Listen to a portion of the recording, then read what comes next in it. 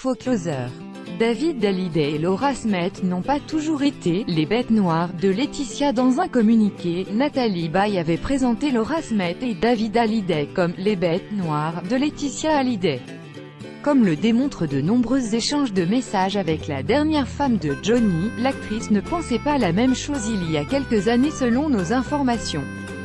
Voir cet article en vidéo. Après un long silence depuis le début de l'affaire de l'héritage de Johnny Hallyday, Nathalie Baye a frappé fort dans un communiqué envoyé au quotidien Le Figaro le 5 mars dernier.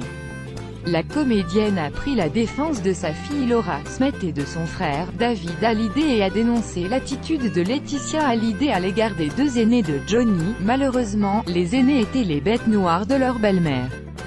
Johnny en a beaucoup souffert, David et Laura aussi, comme le révèle Closer dans son dernier numéro, en kiosque ce vendredi 15 mars. Nathalie Baye n'était pas aussi catégorique sur Laetitia comme le prouvent de nombreux messages envoyés entre les deux femmes entre mars 2012 et novembre 2014. Dans ces échanges, la star de la série de Canal, Knox, avait noué des liens profonds avec la dernière femme de son ex-mari.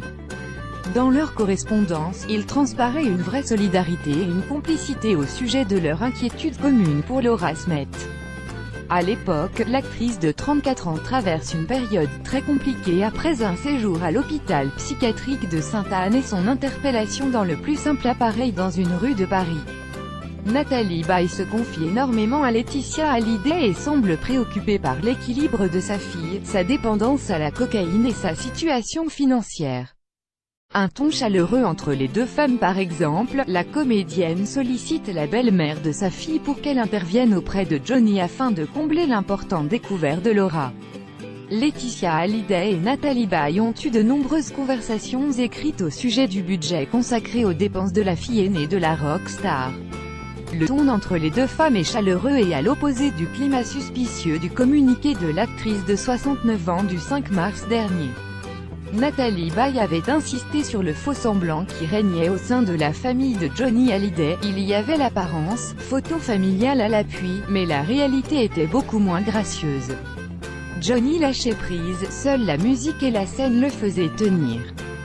C'était un homme épuisé, très seul malgré le monde autour de lui. Il dégageait depuis longtemps beaucoup de tristesse. Comment acheter Closer ? Votre magazine est disponible en kiosque ce vendredi et téléchargeable sur Android, iPad et Kiosque Mag.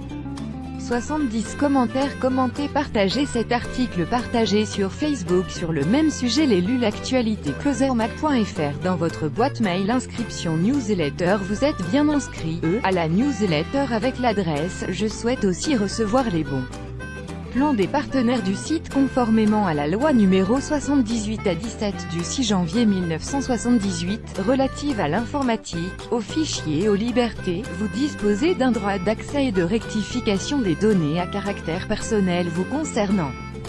Pour l'exercer ou en savoir plus, cliquez ici.